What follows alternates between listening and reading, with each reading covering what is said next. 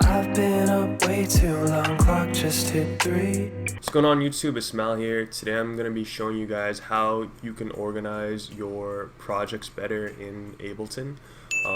These are all built-in Ableton features, so everyone that has the software is going to be able to use the same techniques that I'm going to show you guys today. So let's just hop right into Ableton and I'll show you guys how I like to organize my projects.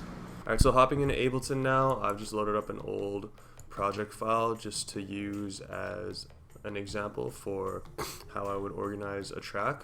This project file has vocal performances and instrumentals on it, and the first thing that I would say that is super important is to name your tracks. So as you're going through, if you're a vocal artist or even if you're just making a beat, take the time to name the different tracks of the song. So as you can see here on the right hand side, we have our tracks numbered off, and I have just simple names under each track just so I can remember what part of the song it was in. If I was, for example, doing vocals, if it was like a falsetto or high voice, if it was a doubling track where I'm just like doing emphasis on my own vocals, if it's a lead track, I make sure to put it down as such. If you didn't know how to use this feature already, all you gotta do is whatever track you want to rename, you just right click and come down here to rename, or you can click Command R, Control R, then you'll have access to the name and you can change whatever you want about the name so that you can go back later if you want to redo like a vocal performance, or if you want to,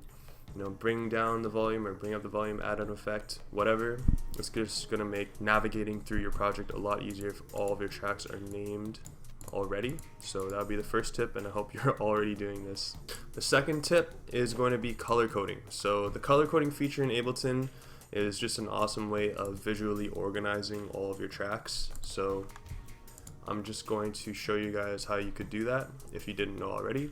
So if I wanted to change the color of a track, all I would do again is, if I, for example, wanted to change this high choir V1, I would right click and then I have all these colors here to choose from. Okay, so for example, this intro, I'm going to change the color to red just so I know that red is my intro. If I have anything pre-recorded in this track, I can just highlight everything over here, right click on part of it and change the color like that. Okay, so just moving throughout the rest of the song, I'll just take you guys quickly how I would organize this project. I have all of these parts here that are part of my first verse of the song, so I would shift click everything here, right click on one part of it, and maybe just choose a different color here. Maybe I'll go with pink. Okay, and then I would have to do everything with the pre-recorded stuff. Same thing, just shift click everything and make it pink, just like that, simple. Okay, then moving on to the hook, I have all this stuff here that is hook, so I'm going to shift click, I'm going to change this to green, and then I'm going to highlight all the stuff that is in here and right click and change it to green, so that's my hook. Then I have the second verse stuff here, so just same process, shift click all of this, and then I'll change this to blue. Do the same with all of this, highlight it here, click in and change it to blue. Then I have this effect, any effect track here, I'm going to change this to, we'll go with white. Okay, highlight all of it, again just a simple process here, and then all the instrumental I'm going to change to gray,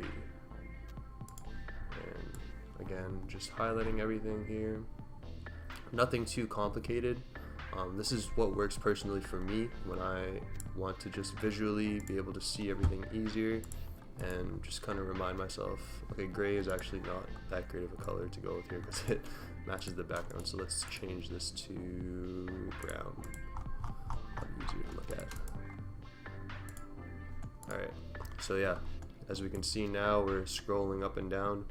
All the different sections of the song are color coded out, which is going to make it a lot easier for me to visually remember what part of the song I am altering when I'm going back and changing things or redoing things. So the last feature is going to be grouping tracks. It's a very simple feature. Again, just like color coding, all you gotta do is shift click the tracks that you would like to group, right click and go to group tracks, and it's just that simple. Now I have all of my pink tracks here, which is my first verse, grouped up here, and I'm gonna go ahead and rename this. So verse 1.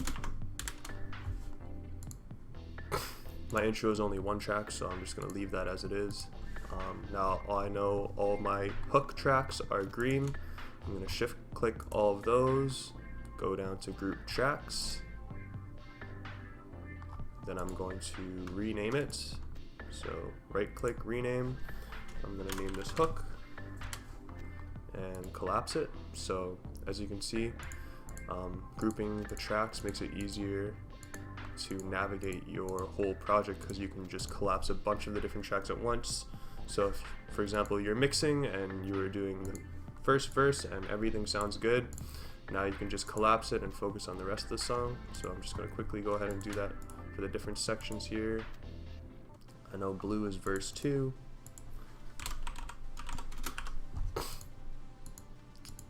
I know white are my effect tracks.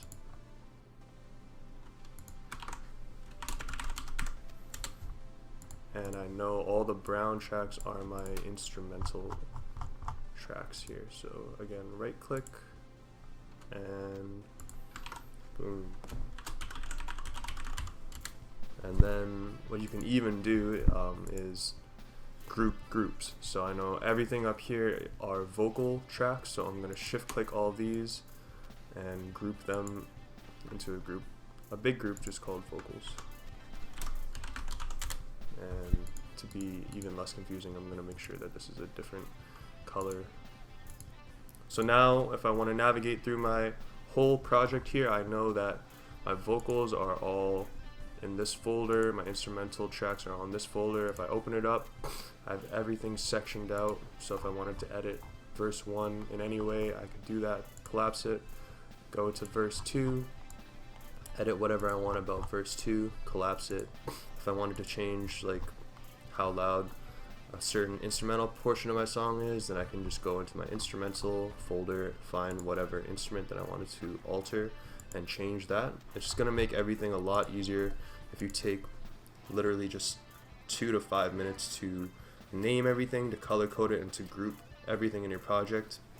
Alright, so that's gonna be it for today's video. I hope that for especially the beginners out there that this video helps you learn some of the organizational tools that are available in Ableton.